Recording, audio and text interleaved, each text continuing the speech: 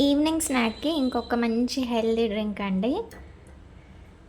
అసలు స్కిన్కి, హెయిర్కి, గట్ హెల్త్కి,